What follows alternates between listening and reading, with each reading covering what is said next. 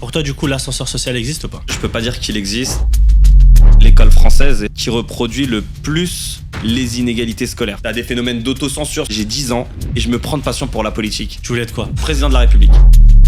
Ce qui m'a conduit à la politique, c'est vraiment cet amour du débat. T'es limité dans tes ambitions. Je suis confronté à la difficulté scolaire. Quand t'arrives sans vision, tu deviens finalement dépendant du système. Si tu veux modifier un système, faut mieux comprendre ce système en réalité. Tu commences la journée, t'es déjà sous Doliprane 1000, tu vois. Tu sais ce que tu vaux, tu sais ce que t'apportes, tu sais où tu peux faire la différence. N'attends pas la bienveillance des autres pour avoir ta détermination. Bonjour à tous, j'espère que vous allez bien. Bienvenue dans ce nouvel épisode de NIA dans lequel j'accueille Nassim Larfin, un super frérot qui a été le bras droit, le conseiller du président du Conseil économique, social et environnemental, avec un parcours incroyable. Il a fait Sciences Po, il vient d'un milieu assez simple en fait, comme nous tous aujourd'hui. Il est là pour nous parler de son parcours, de son aventure, de ses origines, de comment il a fait aujourd'hui pour en arriver à là et de son projet entrepreneurial parce qu'il a décidé de se lancer en tant qu'entrepreneur. Et puis la vie politique et la vie entrepreneuriale, il y a peut-être des choses qui se ressemblent mais aussi beaucoup de choses qui sont différentes. Nassim, merci d'être venu aujourd'hui. Est-ce que tu peux te présenter pour commencer? Merci à toi de m'accueillir. Bah écoute, enchanté. Nassim Larfin, moi j'ai 30 ans. Aujourd'hui, je suis président fondateur d'un cabinet de conseil qui s'appelle NL Conseil, donc Nassim Larfin Conseil.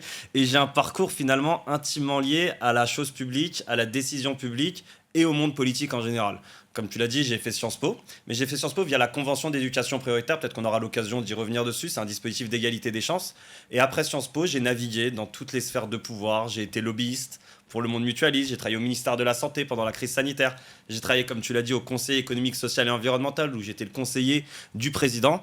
Et aujourd'hui, je découvre, comme toi finalement, source d'inspiration, l'initiative entrepreneuriale. D'ailleurs, je transpire un peu, mais on va en parler après. Ah, super, merci Nassim d'être venu. Écoute, on va parler de beaucoup de choses, on va avoir pas mal d'exercices ensemble. Déjà, premièrement, d'où tu viens? Parce que tu as dit que tu as réussi à en arriver là grâce à un dispositif d'égalité des chances. C'est-à-dire que tu faisais pas partie des gens favorisés, je sais pas si on peut dire ça. Ouais, non, bien sûr, bien évidemment, pas issu d'un milieu privilégié. Je viens de la plus belle ville du monde. Là, tu dois répondre. Je sais pas. Hein. 77, Shell. Et encore, je vais encore à Shell. Je vis toujours à Shell aujourd'hui. Je vais dire Casablanca, mais c'est du coup... J'aurais contredit là.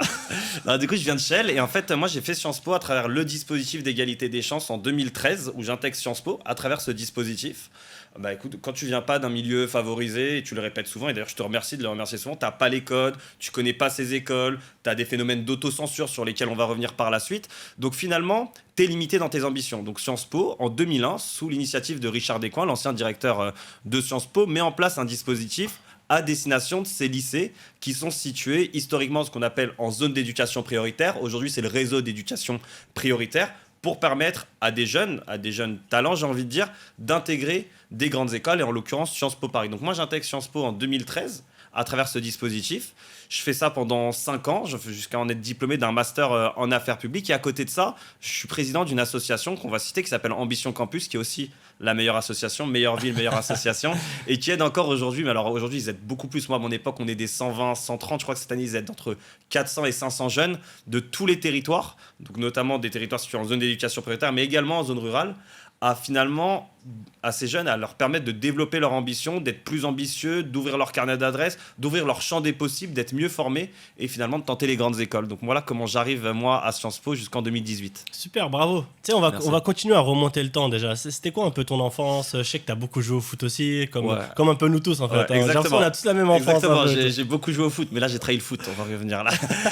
Non, du coup, moi j'ai beaucoup joué au foot. En fait, depuis mon enfance, j'ai juste quelque chose qui me tient à cœur, c'est que j'adore débattre. J'adore débattre et en fait surtout j'adore avoir raison. En vrai, à la fin du débat, j'ai besoin d'avoir raison. Mais c'est pas que dans le champ politique finalement. Exactement. J'ai toujours raison, l'art d'avoir toujours raison. Mais finalement, c'est pas que dans la politique finalement. Avant, je débattais beaucoup de foot. Fabrice Urès, Paoletta, Daniel Luboya pour les plus anciens. Pour savoir j'avais même un skyblock sur le foot, sur le PSG. Je débattais de catch. Shawn Michaels, Triple H, toutes ces références-là. Et jusqu'à, alors vraiment, là, pour vous montrer à quel point j'étais déjà un peu matrixé quand j'étais petit, traité constitutionnel de 2005, j'ai 10 ans, et je me prends de passion pour la politique. Et je veux absolument débattre avec des professeurs, je leur coupe la parole en classe, en primaire, en disant non, c'est comme ça, les gens n'ont pas compris, etc. Et finalement, en fait, ce qui m'a conduit à la politique, c'est cet amour du débat. C'est vraiment cet amour du débat. et cet amour d'avoir toujours raison et de faire avancer des causes pour le coup. Super. T'as fait du théâtre ou pas en parallèle peut-être? Non. Non, Pas même du pas, ça n'a pas été un truc de faire du théâtre. Après, j'ai fait des concours d'éloquence plus tardivement, mais j'ai pas fait de théâtre. tout. Ok. Et tu dis t'as trahi le foot? Ah, j'ai travaillé le foot veut dire récemment, quoi, je suis ça? désolé. J'avais une licence encore, hein. J'avais une licence en début d'année, j'ai découvert le meilleur sport du monde. Je suis pas Le ouvert paddle, va pas me dire Voilà. que tu fais Si, du je paddle. fais du paddle. Mais Ah pas- là là Attends, là attends, là. par contre, moi, Je sais pas. il y a un truc, je suis pas ouvert au débat. Moi, je peux te montrer à quel point le paddle, c'est le meilleur sport du monde Non, actuellement. je suis pas d'accord. Ah non, mais c'est pas incroyable. d'accord, j'ai C'est un essayé. sport tactique, un sport intelligent, un sport de cohésion. Même moi, je fais énormément de paddle. Là, je vais commencer la compète. Je pense que j'ai découvert 75% du potentiel du sport. C'est l'un des sports les plus intelligents. J'ai du mal avec le paddle. Ouais, je sais, je Parce que sais. c'est trop. Déjà, en fait, la porte d'accès, elle est trop simple, Ouais, tu vois. ouais. Tout le monde peut jouer au paddle. Et déjà, moi, je pars du principe que tout le monde peut pas jouer au foot. Tu vois, si tu veux jouer un. Ah, moi, franchement, je vois des gens, ils me disent qu'ils jouent au paddle. Je les affronte. Pour moi, il faut autre chose. Je sais pas, ils sont là, mais ils font pas du paddle. Ok, donc paddle, ok. Moi, j'ai deviné, hein, parce que c'est un peu le sport, tu sais, quand tu t'émancipes un peu. Dans ta Ouais, vie, c'est vrai. Non, tu- c'est vrai. Non, tu c'est vrai joues au qu'il y a- paddle. tu sais. c'est vrai, il y a un côté gentrification, embourgeoisement. Mais en même temps, je peux pas dire que j'aime pas le paddle. Ah, c'est vrai, c'est vrai. Et t'étais bon au foot, hein. De ce que Ouais, je connais, alors, ça va, tu ouais, joues plutôt bien. j'étais plutôt bon. Alors, malheureusement, quand je dis j'étais plutôt bon, il y a tous mes gars qui vont regarder en disant mais qu'est-ce qu'il raconte. Mais ouais, franchement, ça va, on se débrouillait. Mais encore une fois, hein, j'aimais beaucoup le foot, mais ce que j'aimais le plus, c'était commenter les matchs de foot. Commenter le foot. D'ailleurs, c'est une fonction que je fais aujourd'hui. J'anime des tournois. Tu me donnes le mic, je t'anime un tournoi de foot, les Paul Ah, c'est Chucriel, etc. Donc, j'adore commenter. Et après, le plus marrant, t'es en tribune, tu termines ton pote, quoi. Ah, Ouais, et ça, moi, ça me régale. On me le rend bien, on me le rend bien. Donc, Non, non, c'est cool. Écoute, donc ensuite, tu fais Sciences Po. C'est Ouais. ça, tu rentres direct à Sciences Po? Ça se passe comment en fait? ouais, alors je le rentre, je parcours rentre direct à Sciences Po. Et là, vraiment, je vais le dire parce que je pense que c'est important. Ce qui se passe en première année à Sciences Po, le choc. Ouais. Le choc, mais je vais vraiment essayer de préciser ce que je veux dire. Parce que bien évidemment, il y a tout ce qui est vrai, qu'on raconte, décalage social, tu viens pas des mêmes milieux, tu découvres une nouvelle élite, toutes ces personnes des milieux parisiens qui ont tous fait des prépas payantes, voire très chères pour intégrer Sciences Po.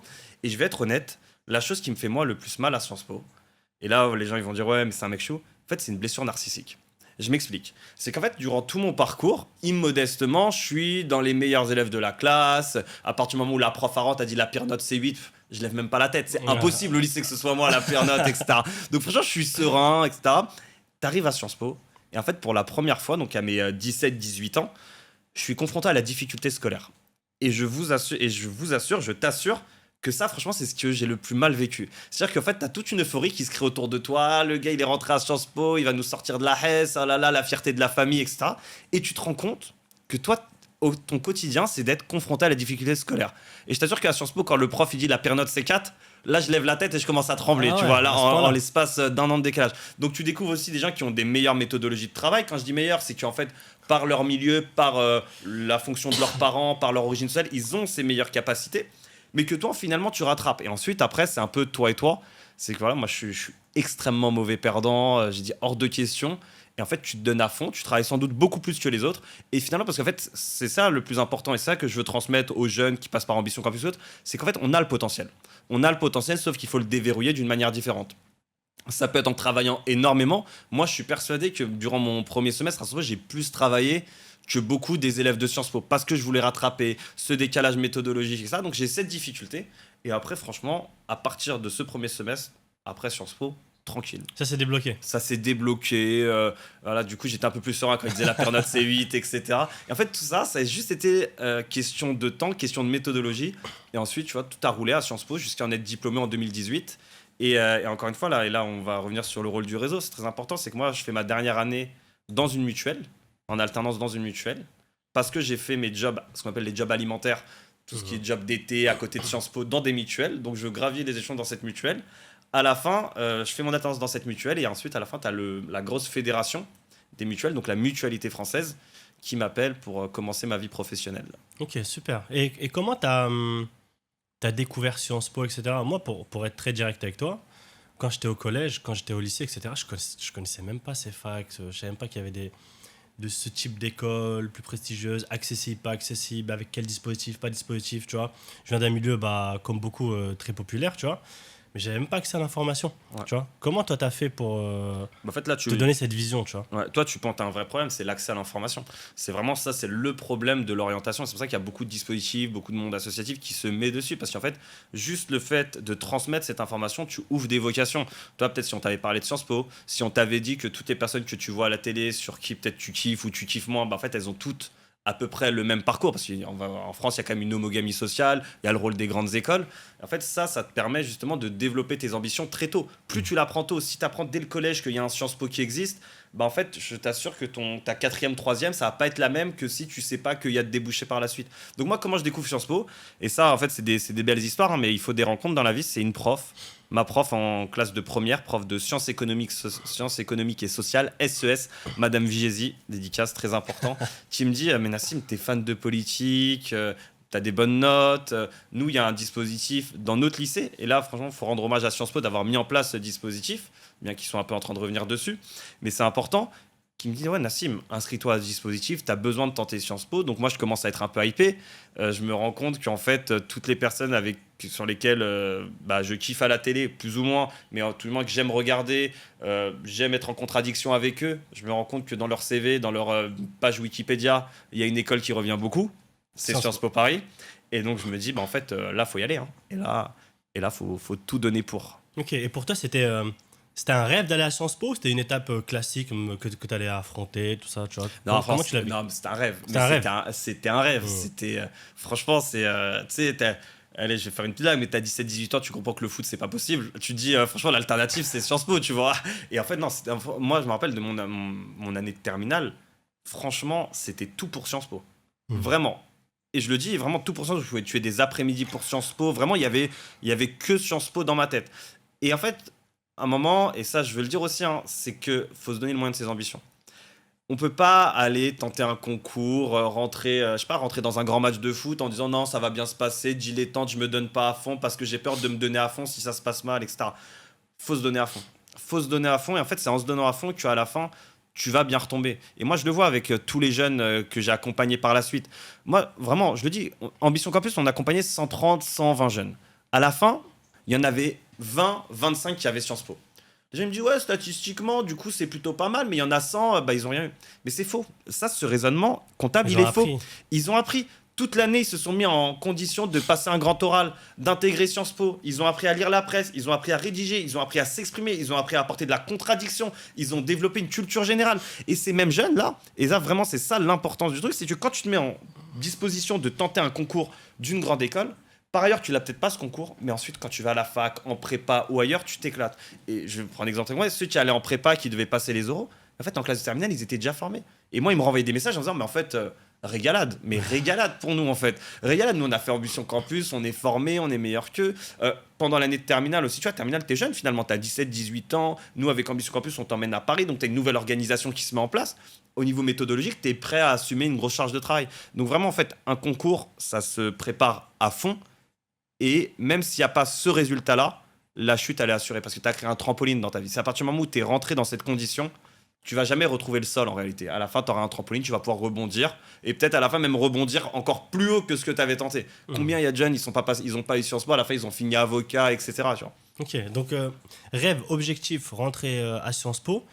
En dehors de ça, parce que Sciences Po, ça reste une étape du coup dans un parcours. Tu voulais être quoi? Président de la République Moi, après, maintenant j'ai une règle à cette avocat. j'ai une règle à cette question. Président de la République. Ok. Voilà, en fait, c'est très simple parce qu'en fait, si je te dis ministre, tu vas dire pourquoi que ministre? Si je te dis député. Et t'as raison. Non, voilà, moi j'ai toujours voulu faire de la politique. Ok. Mais quand je dis faire de la politique, c'est pas forcément avoir des photos avec plein de likes, petits costumes, etc., les gens autour, etc. C'est comment tu changes la vie des gens, comment tu améliores la vie des gens. Est-ce que quand tu fais de l'associatif, que tu aides ce nombre de jeunes à intégrer, tu fais de la politique en réalité. Tu réponds à une problématique. Tu accompagnes ces jeunes-là en réalité. Donc parfois, tu peux être plus utile dans l'associatif. Demain, tu es peut-être plus utile en comprenant le système. Tu vois, peut-être quand je passe au ministère de la Santé, je comprends mieux les dispositifs à mettre en place. Quand je suis au Conseil économique, social et environnemental, je découvre la société civile. Donc en fait, moi, je veux faire de la politique avec un grand P et voir à quel moment je peux améliorer la vie des gens. Et parfois, améliorer la vie des gens, c'est pas forcément être en premier plan, courir sur tous les plateaux, etc. Parfois, c'est être dans l'ombre, comme toi, comme moi, ou comme d'autres personnes. Ok, et du coup, tu arrives dans un milieu qui est très codifié, c'est ça? Sciences Po par rapport à ce que tu connaissais d'habitude. C'est quoi? Tu apprends ces codes? Ça s'apprend des codes d'ailleurs? Ouais, je pense que des codes, ça s'apprend. Et ça se développe, mais aussi ça s'améliore en réalité. Tu peux pas attraper un code d'une personne qui a vécu 18 ans dans un certain milieu en réalité. Ok. C'est Tu quoi un peux... code d'ailleurs? C'est quoi un code?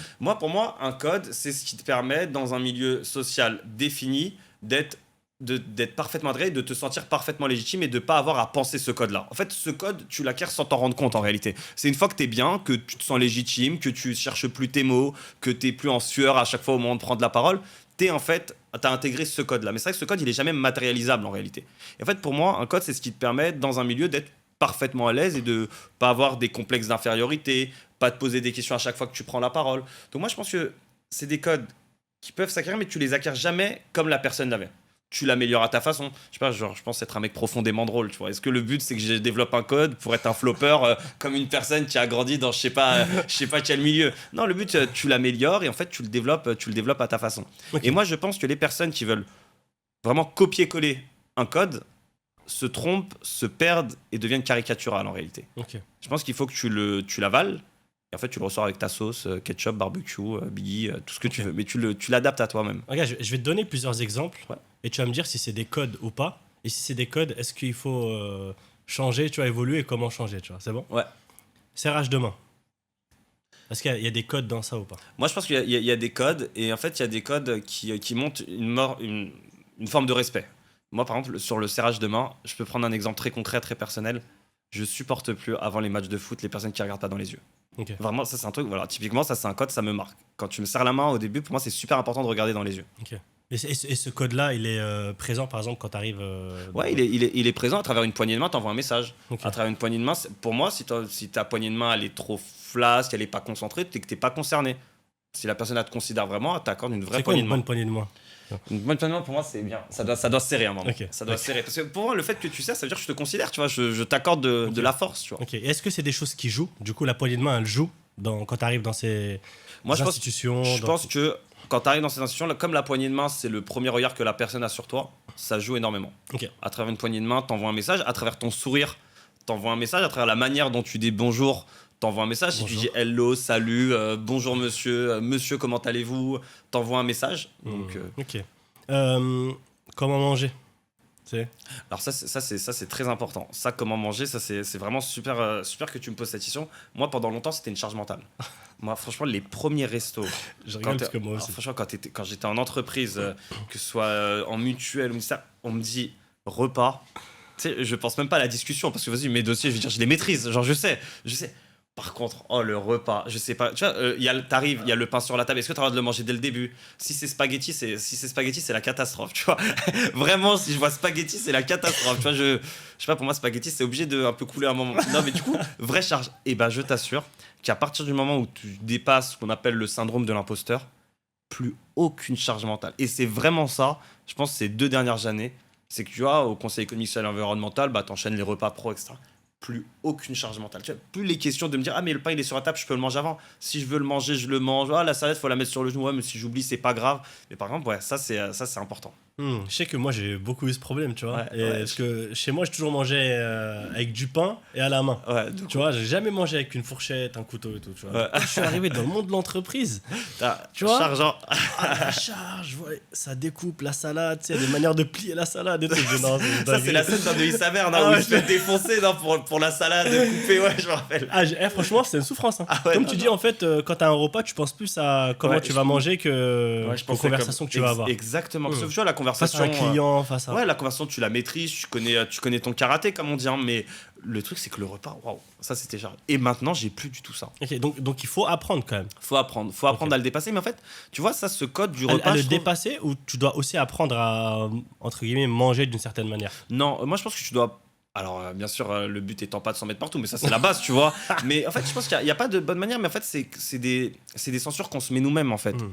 Moi, je pense qu'en fait, de tous les repas que j'ai eu, personne s'est dit en mode ah, regarde comment il mange, etc. Mais moi, dans ma tête, j'étais concentré sur ça. Et à partir du moment où, bah, t'en as fait beaucoup aussi, hein, on va pas se mentir, il y a quand même un sujet d'expérience. C'est qu'à un moment où t'as enchaîné, que tu comprends que ce que tu dis, c'est pas trop débile et que la personne est plutôt intéressée par toi. Donc ça se dépasse. Mais moi, je pense que ça se dépasse parce qu'en fait, là, il y a pas. En fait, je pense qu'on crée un sujet par un complexe social, un complexe d'origine sociale, plutôt qu'un vrai sujet de Ok. société. Ok. La tenue vestimentaire, c'est un code ou pas? Ouais, tenue vestimentaire, c'est un code. C'est un code, c'est important. Par contre, je pense qu'il faut pas caricaturer, parce que là, on va penser aux costumes.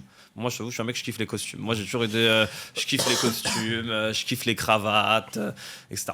Par contre, moi, je dis, c'est plus que la tenue, c'est la nécessité d'apparaître propre. Quand je dis propre, il y a toujours mon ancien directeur général, il m'avait dit une phrase, il dit, mieux vaut un t-shirt bien repassé qu'une chemise froissée. Donc c'est juste, ouais, je pense que c'est un code, tu vois, d'arriver, être en bonne tenue, mais de paraître propre en réalité. Ok, donc le costume pas obligatoire, mais en tout cas avoir Ouais, une bonne tenue, bien repassée, bien. exactement. Ok. La manière de marcher. Est-ce qu'il y a une manière de marcher? Tu sais, en fait, je vais loin, Ouais, mais c'est parce que j'ai l'impression que dans certains milieux, tous les détails comptent. ouais, Tu t'as vois, ta raison. Mais, manière de marcher, d'incliner la tête, de regarder, Mm. de... mais je pense que t'as raison, mais en fait, à la fin, tes questions, c'est aussi révélateur de toutes les questions qu'on se pose. Ouais. Regarde, là, tu m'as posé 4 questions, tu as dit la charge mentale qu'on avait. Comment je vais arriver en marchant? Comment je vais dire bonjour? Comment je vais manger? C'est-à-dire qu'en fait, nos journées, franchement, c'est ouf, hein. Tu commences la journée, t'es déjà sous Doliprane 1000, tu vois. T'es déjà sous Doliprane 1000. Donc en fait, on se pose énormément de questions. Ouais, sans doute, il y a une manière de marcher, faut pas sauter, il faut pas titiller ou je sais pas titiller, mais en réalité, je pense, Youssef, la majorité de ces questions-là, Mm. c'est nous-mêmes qui nous les posons à nous-mêmes. Ouais. C'est nous-mêmes qui nous imposons une charge mentale. Mm. Je pense que la majorité des personnes, et je pense que tu peux en témoigner parce que maintenant t'es intégré, franchement, elles se lèvent pas le matin en disant je vais croiser Youssef. Déjà, première chose, je vais voir comment il me dit bonjour. Deuxième chose, comment il marche. Troisième chose, s'il prend un dessert ou pas. Tu vois, en fait, la personne, elle est juste en mode Youssef, ce qu'il peut m'apporter dans la vie, s'il est sympa, s'il présente bien, comment je peux le connecter. Mm. Donc, en fait, c'est vrai qu'on se met beaucoup de limites en réalité. Donc pour toi, il n'y a pas trop de jugement qui est fait quand une personne arrive, à condition qu'elle ait un minimum Alors, de... ouais, exactement. T'as un minimum. Après, genre en mode, on va jamais éviter tous les jugements. Il y aura forcément des jugements d'origine sociale, des jugements sur ton statut. Et t'as aussi des gens qu'on peut pas changer en réalité. En fait, t'as des gens, ils sont là. Non, en fait, c'est cravate, peut-être costume 3 pièces ou quoi. Mais bon, faut vivre avec eux. Et je t'assure qu'en fait, même une personne comme ça, t'arrives, tu dégages quelque chose, tu lui sers à quelque chose. T'inquiète pas que la chemise ou quoi mal repassée, elle va vite oublier. Ça vaut le coup quand même. J'en ai un dernier. Les mots que tu utilises. Ouais. Ça, c'est important. Je pense que c'est très important de maîtriser son vocabulaire, d'avoir peut-être des phrases qui te caractérisent. Je trouve que ça, c'est vraiment ce que j'ai beaucoup développé. Moi, dans mes fonctions, je fais énormément de relationnel. Ma vie, c'est que du relationnel. C'est aller dans des soirées mondaines, parisiennes, et ensuite on fait du réseau, etc. Et je trouve que avoir des mots qui te caractérisent, c'est très important, tu vois. Moi, par exemple, j'en ai une que j'aime bien, mais je vais la dire, c'est en fait, on me demande toujours, ouais, tu vas bien? Je dis, mais moi, je vais toujours bien. Grosso modo, mais c'est trop bête, mais en fait, là, tu dégages l'image du mec qui domine sa vie. En fait, tu domines ta vie professionnelle, mais pourquoi j'irais mal? Parce que tu m'as envoyé un message coup de pression, mais non, je vais toujours bien. Et ensuite, du coup, ouais, c'est super important le vocabulaire. Après, faut pas que ce soit caricaturé. Allez pas apprendre les mots que évoquait Molière dans ses pièces de théâtre et venir et faire genre. Parce que ça, en fait, là, tu t'affiches juste. Mais juste en mode vocabulaire serein. On évite les fautes qui font mal, là, les si n'aime pas les raies, toutes les conneries comme ça. Mais ensuite, t'es plutôt serein.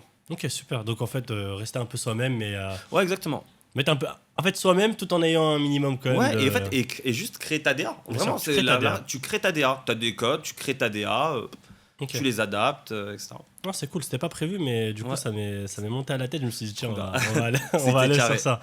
Du coup, à un moment donné, tu arrives et tu es conseiller du président du CESE. Ouais. C'est ça? Exactement. Déjà, c'est quoi le CESE, Ouais. premièrement? Deuxièmement, c'est quoi le président, en fait? C'est quoi son rôle? Et c'est quoi ton rôle à toi en tant que conseiller? Ouais. Alors, je vais Trois ju- questions dans une Oh, question. grave. Est-ce que je peux juste même ajouter une quatrième et revenir un peu en Vas-y, avant? Parce vas-y. qu'en fait, c'est important. Comment j'arrive au CESE? Comment tu arrives au CESE? Comment j'arrive au CESE? Et ça, je trouve que c'est super important par rapport au podcast. Moi, je quitte du coup Sciences Po en 2018. J'intègre la Mutualité française. Ouais. Là-bas, je suis simple chargé d'affaires publiques. Donc ensuite, tu as des directeur général, un président qui s'appelle Thierry Baudet. Donc c'est Thierry Baudet, le président de la Mutualité française. Et en fait, 3 ans après, il devient président du Conseil économique, social et environnemental. Moi, entre-temps, j'ai quitté la Mutualité. Mais bon, allez, là, je vais le dire immodestement. Il se rappelle qu'il y avait un jeune qui s'appelait Nassim, qui avait fourni du bon taf, qui avait pas mal, je pense, pas mal de qualités, immodestement. Et en fait, il me rappelle. Alors là, il y a deux choses. Soit tu peux dire, ah ouais, t'es un vrai pistonné, ce qui peut se tenir. Soit c'est en mode, ah ouais, t'as marqué les esprits. Mhm. En fait, il t'a rencontré sorti d'études, il s'est déjà dit que lui, en fait, à un moment dans sa vie, professionnel avançant, il allait le rappeler. Donc c'est comme ça en fait que j'intègre le CESE, ou du moins que j'identifie le CESE. Le CESE, c'est quoi? Pour le présenter de manière très factuelle, en France, tu as 3 assemblées constitutionnelles. Tu as l'Assemblée nationale, les députés, qui représentent le niveau national. Tu as le Sénat, qui sont élus, les sénateurs sont élus par ce qu'on appelle par les territoires, donc ils représentent les territoires. Et en fait, dans l'histoire politique, on s'est toujours dit qu'il fallait qu'il y ait un lien entre les citoyens et les élus. Et c'est quoi le lien entre les citoyens et les élus? C'est ce que tu fais, c'est ton association. Tu as un lien entre les citoyens et les élus, des citoyens qui sont organisés. C'est des syndicats de salariés qui se sont organisés à un moment pour créer un lien entre ces citoyens et ces élus. C'est les assos patronales, les grandes associations environnementales. Et en fait, on s'est dit que toute cette sphère-là, qui est entre le citoyen et l'élu, ce qu'on appelle la société civile, elle devait avoir voix au chapitre des décisions, parce qu'une personne peut-être qui est militante au Resto du Cœur, on peut estimer qu'elle peut bien conseiller le gouvernement sur la lutte contre la précarité. Une personne qui est militante dans une asso environnementale, elle a peut-être des bonnes choses à dire sur la loi résilience climat, par exemple. Et en fait, donc, le CESE, c'est ça, c'est ce qui représente toute la société civile organisée. Donc au CESE, tu vas retrouver tous les grands syndicats de salariés, à la française, CGT, CFDT, j'en passe, les grands syndicats patronaux, MEDEF, CPME, les grandes assos environnementales, mouvements associatifs, Croix-Rouge. Et ensuite, du coup, toutes les assos environnementales, parce que bien évidemment, la cause environnementale est devenue importante. Mais tu vois, historiquement, le CESE, c'était le CES. Et pas environnement à la fin. On l'a ajouté, du coup, sous Nicolas Sarkozy. Et donc, c'est devenu la chambre de la société civile organisée. Et donc, il y a énormément de personnes qui siègent là-bas, dont une personne d'ailleurs que tu as reçue qui vient d'intégrer Abdelali El Badawi, qui intègre à travers Banlieue Santé. Banlieue Santé, c'est quoi? C'est du lien sur des questions entre des citoyens et les gouvernants. Association. C'est normal que cette association elle siège au CESE. Et moi, là-bas, mon rôle, c'est d'être conseiller du président du CESE. Le président du CESE, c'était Thierry Baudet jusqu'à récemment, qui du coup lui représentait la mutualité française. Et moi, mon rôle, c'était de le conseiller sur toute sa stratégie et également sur toutes ses relations parlementaires et relations gouvernementales. Puisque le CESE, sa vocation, c'est de conseiller le gouvernement et le Parlement.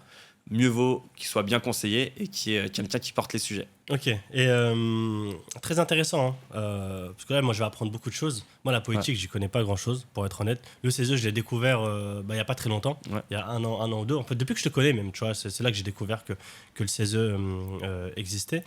Toi, tu as un rôle de conseiller. Au quotidien, tu fais quoi en tant que conseiller? Alors, un conseiller, au quotidien, j'ai envie de te dire, ça conseille. Mais tu vas me dire, ça conseille quoi? Un cabinet de conseil, ça conseille en réalité. Déjà, tu es conseiller d'une personne qui est une personnalité publique. C'est-à-dire que cette personne, elle reçoit énormément de sollicitations. Que ce soit des SMS, que ce soit des courriers, des mails, etc. Toi, tu dois avoir une vision stratégique sur tout son agenda et finalement, son opportunité à intervenir sur des sujets. Donc déjà, tu fixes une ligne politique. Tu dis tel sujet est intéressant. Je sais pas, par exemple, loi immigration, en fait, ça c'est intéressant que tu t'opposes à la loi immigration, par exemple. Et donc tu conseilles, et donc en fait, tu fais beaucoup de suggestions. Quand tu es conseiller, finalement, tu fais beaucoup de suggestions. Là, moi, ça me semble intéressant que tu prennes position ici et là. Ensuite. Donc déjà quand tu es conseiller, tu es plutôt d'accord avec ton président politiquement. Ouais, en vrai, ouais, faut que tu sois d'accord. Il ne prend pas quelqu'un qui est opposé à lui et qui va... Ouais, exactement. Faut que tu sois d'accord, faut que tu sois en phase. Après, ça veut pas dire être parfaitement d'accord. Hein. Dans la vie, tu n'es jamais parfaitement d'accord avec une personne. Mais en fait, faut que tu sois au moins d'accord sur les grandes lignes et sur les grands sujets de fond. Okay. Donc, tu travailles avec cette personne, tu lui fais des suggestions d'intervenir ici ou là. Tu es un filtre entre le président et les élus du CESE. Ils sont 175, moins 1, le président, donc 174. Le président, est-ce qu'il peut gérer 174 personnes?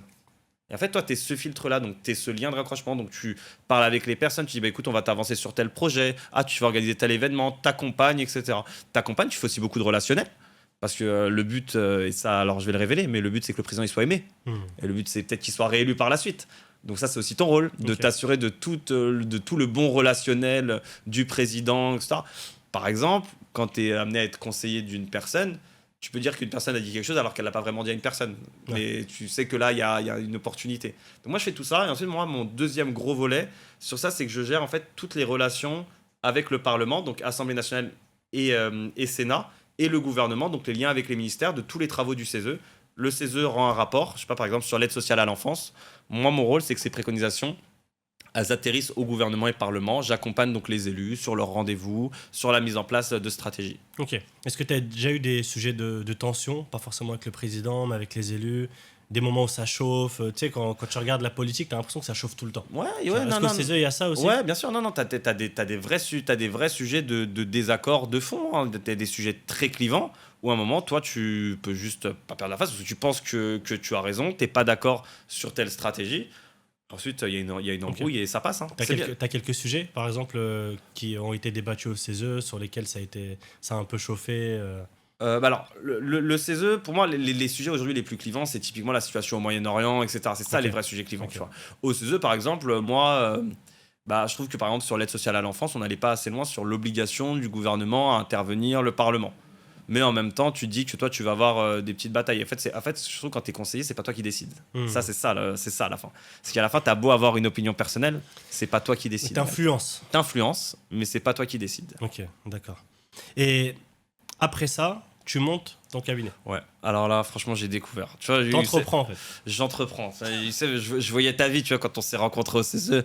Moi, franchement, l'entrepreneuriat, c'était jamais de ma vie. Ouais. J'étais en mode, moi, jamais je vais entreprendre de ma vie. Je vais ensuite me balader. Tu vois, après un poste comme ça, en général, les postes qui s'ouvrent à toi, c'est des postes de directeur affaires publiques dans des structures où tu gères les relations. Moi, je cherchais que ça. Moi, je cherchais tranquillement, etc. Et alors là, et c'est là où il y a l'importance du réseau. Et c'est là où vraiment, pour le coup, je suis hyper content, presque fier de mon passage au CESE, c'est que tu optimises un réseau. Ouais. Et en fait, ce qui se passe au moment du CESE, c'est pourquoi je dois quitter le CESE. En fait, je dois quitter le CESE pour une raison assez simple.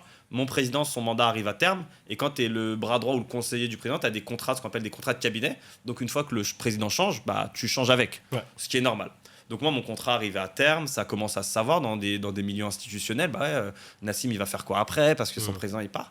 Et il y a une première personne qui vient me voir, qui me dit écoute Nassim, moi ce que tu as fait avec Thierry Baudet, j'ai beaucoup apprécié, j'aimerais bien que tu m'accompagnes, voilà, que ce soit du média training, de l'insertion dans des sphères d'influence, moi peut-être que j'ai vocation à faire de la politique demain. Je lui réponds jamais de la vie. Bon, moi tu me fais un CDI ou tu parles pas avec moi. Voilà, c'est ça, tu me fais un CDI ou tu parles pas avec moi.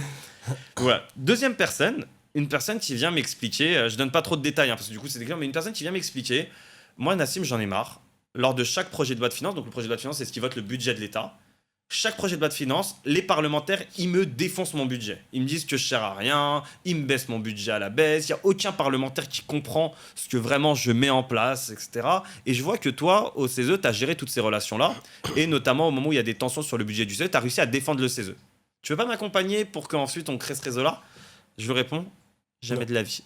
Je dis, envoie-moi un CDI. Je dis, envoie-moi un CDI. Mais du coup, voilà. C'est CDI dans ta tête. Ouais, c'est que CDI. Une troisième personne vient me voir, que je rencontre à un événement qui dit, moi, écoute, Nassim, il y a un projet de loi qui va arriver prochainement. Voilà, c'est dans le champ assurantiel, donc un projet de loi qui va arriver. Et en fait, ça va avoir trop d'impact sur mon champ. Sauf que le projet de loi, il peut être bénéfique pour moi, comme il peut être très néfaste. J'ai besoin que tu m'accompagnes ou d'avoir une personne qui m'accompagne pour que le projet de loi arrive finalement dans la bonne phase.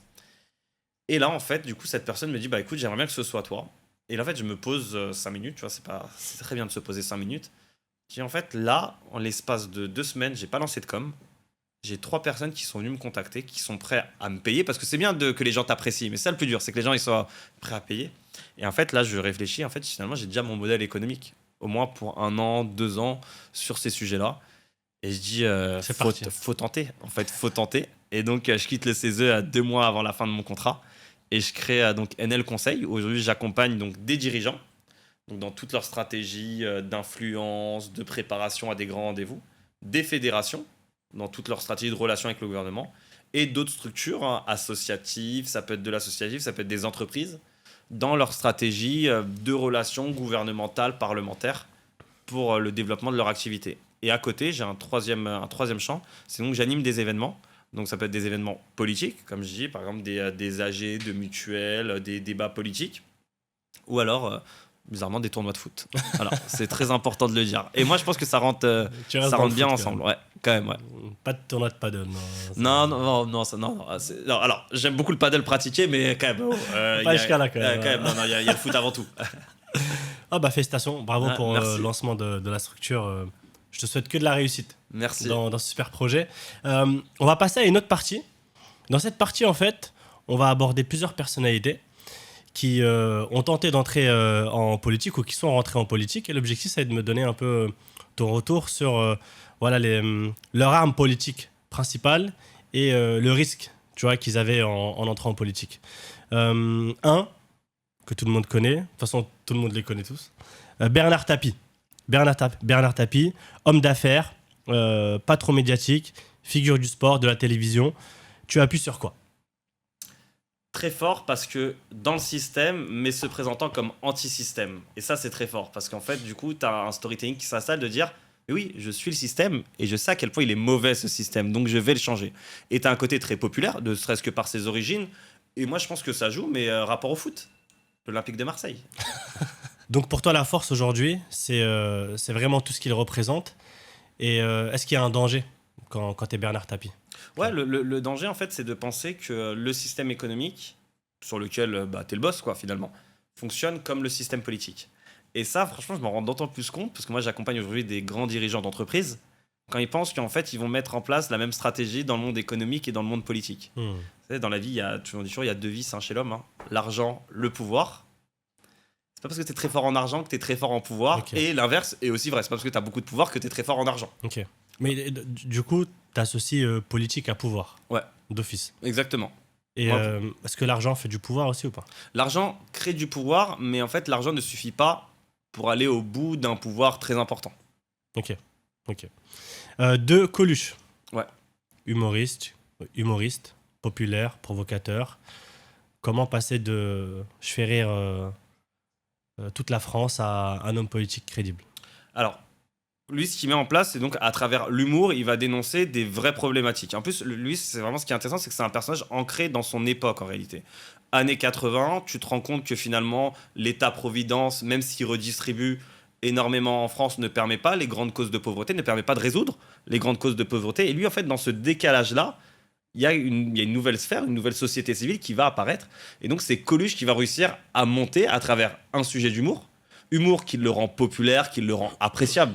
On aime tous l'humour, peu importe. Alors là, l'humour, c'est pas un sujet de milieu. Alors il y a des milieux sociaux qui font plus rire que d'autres, selon moi. Mais voilà, on apprécie tous cet humour. Et en fait, à travers l'humour, il va se servir de l'humour pour dénoncer des vraies problématiques en étant ancré dans son époque. Et surtout, en fait, il va mettre à mal le système politique actuel. Parce qu'à ce moment-là, c'est la gauche qui est au pouvoir. En fait, la gauche se fait rattraper sur sa gauche en réalité. C'est les époques Mitterrand. Donc moi, je trouve très fort d'utiliser l'humour pour arriver en politique et surtout cet humour pour inscrire dans un cadre un peu plus large que simplement sa personne. Ok, et quand tu fais de la politique, toutes ces personnes-là, c'est des exemples qu'on comprend généralement. On doit apprendre leur histoire, on doit comprendre leur histoire ou pas du tout. De toute façon, si tu veux modifier un système, il faut mieux comprendre ce système en réalité. Ok. Donc tu es obligé de comprendre comment en fait des personnages comme ça ont pu émerger. Comment des personnages comme le président de la République actuel ou le prochain président a pu émerger. Et en fait, toutes ces histoires, elles racontent quelque chose du système en réalité. Et en plus, ça c'est très fort parce qu'en fait, en politique, j'ai appris du coup qu'en fait, chaque personne qui est devenue président ou qui occupe un poste, c'est sur 15-20 ans. C'est-à-dire qu'en fait, il y a une personne, il y a 20 ans, elle a décidé qu'à un moment, elle allait réussir à atterrir à cet endroit-là. Et Ok. pour atterrir à cet endroit-là, il faut mieux comprendre les étapes, les échéances, les obstacles également. Et bien évidemment, on part pas tous avec les mêmes chances pour y arriver. Ok. Arnold Schwarzenegger, culturiste, acteur hollywoodien. Comment transformer son image d'homme extrêmement musclé en force pour la politique? Alors lui c'est assez simple finalement. C'est ce que tu as dit. En fait, c'est la culture du virilisme à l'américaine en réalité. Du coup, il s'inscrit parfaitement dans ce champ-là. Le culturisme, le fait d'être musclé. Et je pense qu'en fait, au moment où il émerge énormément, et encore d'ailleurs maintenant, c'est en train de revenir, il y a ce côté où la politique, c'est une affaire d'hommes. Et donc, en fait, il s'inscrit dans un contre-mouvement qui était plutôt le mouvement de la féminisation des fonctions, etc. Et lui, il arrive à faire ce contre-mouvement-là. Donc, en fait, quand tu te lances en politique, tu peux aussi t'inscrire contre un mouvement. En fait, tu peux être ce qu'on appelle contre-révolutionnaire. Ok. Et pour toi, est-ce que la France peut accueillir des stratégies comme ça? Ouais, je pense qu'aujourd'hui, en fait, déjà, quand on dit la France, c'est la France dans un monde. Donc, c'est la France dans un monde de crise, dans un monde où la France n'a plus vraiment voix au chapitre des relations internationales. Donc, bien évidemment, une personnalité comme ça pourrait affirmer en disant, je sais pas, qui pourrait inventer, c'est un peu ce que dit notamment un candidat d'extrême droite, pour pas le citer, mais qui dit en mode, la politique aujourd'hui, elle est moins présente, elle est moins forte parce qu'elle s'est féminisée. Il y a quelques années, et il faut que ça offusque des choses comme ça.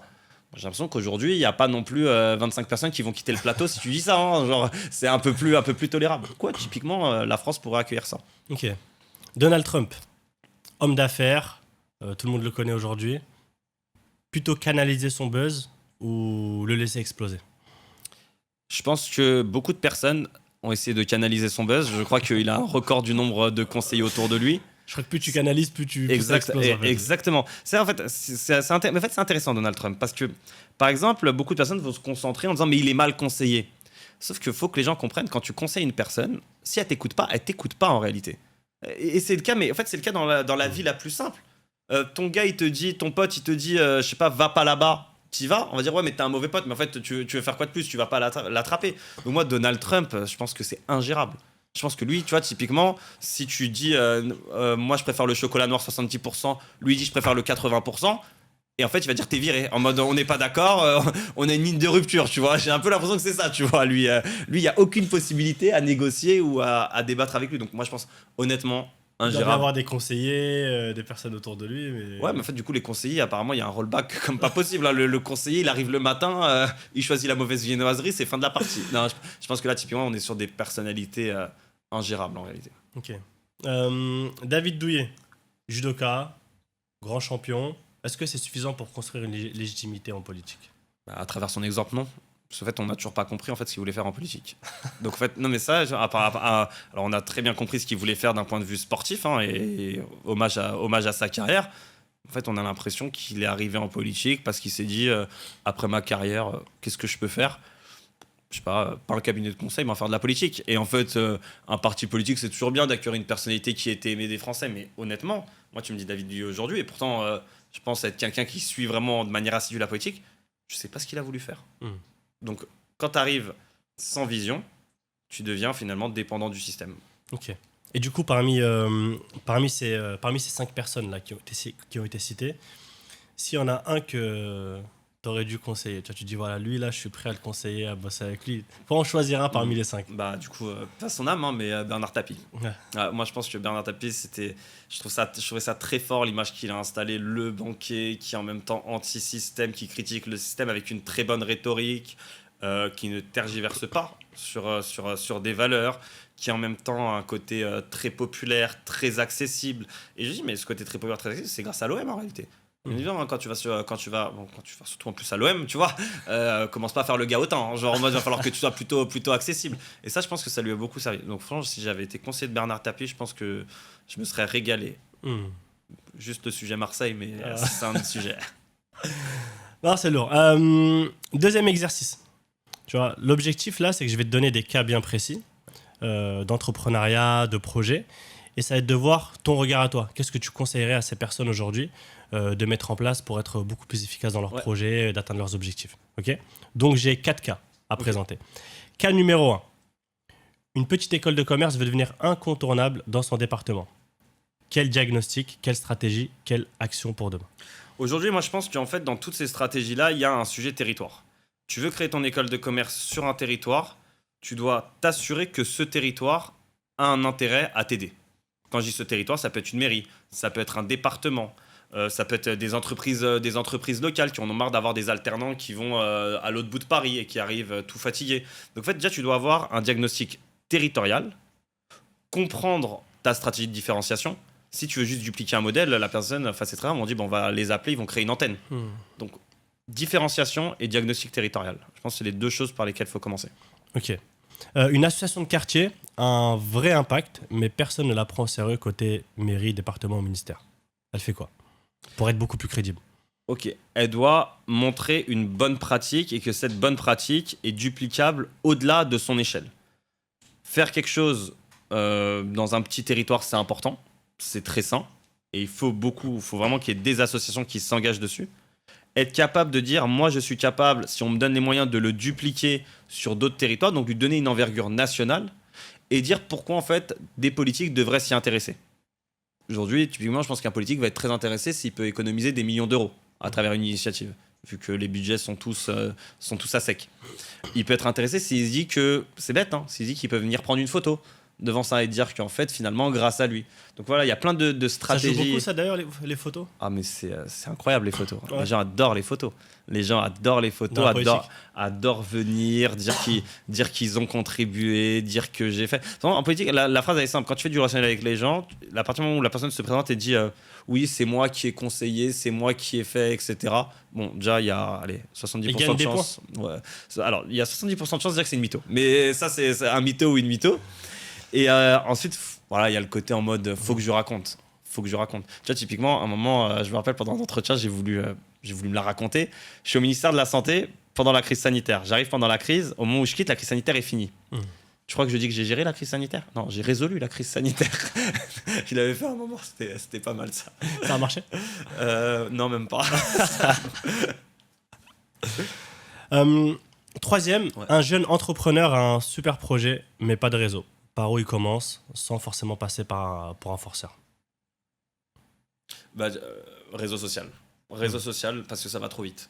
Réseau social parce que ça va trop vite et parce qu'à partir du moment où tu n'as pas de réseau, le réseau social te permet d'avoir un réseau socle. Donc c'est d'identifier les bonnes personnes, comprendre leur stratégie, gérer un LinkedIn comme toi, gérer un LinkedIn comme toi, etc. Donc vraiment, je pense que le plus important, créer un réseau social, créer une figure de sérieux et ensuite solliciter des rendez-vous. Après, il faut oser. Par contre, vraiment, je le dis, la timidité dans la création du réseau, ce n'est pas une option. À un moment, va falloir y aller en réalité. Dernière, une entreprise sérieuse qui veut exister médiatiquement, mais qui n'a pas beaucoup de budget à mettre. Est-ce que ça va ensemble déjà? Exister, c'est un budget parce que c'est des stratégies de com, c'est des stratégies de conseil, d'être équipé, etc. Après, pour que cette entreprise, il faut qu'elle identifie un vrai sujet porteur. Par exemple, je sais pas, tu es une entreprise, tu fais de la gestion de l'eau, tu te rends compte que là, il y a des catastrophes qui vont arriver, tu es la seule personne à alerter, le journaliste local. Tu contactes le journaliste local, ça devient un sujet important. Le journaliste local, il commence à en parler, les habitants commencent à s'inquiéter. Au-dessus des habitants, il y a quoi? Il y a un maire qui commence à s'inquiéter. En France, avec le cumul, le maire, il est souvent conseiller départemental, ça monte. Et là, tu peux créer vraiment un vrai sujet d'inquiétude. Ok, et pour... Vas-y. Ouais, vas-y, après toi. À ton bénéfice d'ailleurs, parce que si ensuite l'entreprise, voilà, les gens font, on ne fait rarement le bien que par nécessité. C'est ça Machiavel disait ça. Ensuite l'entreprise se dit ah ouais, mais en fait du coup c'est des parts de marché qui vont se créer, etc. Et pourtant, on peut réussir dans le monde du business, dans l'entrepreneuriat, sans politique.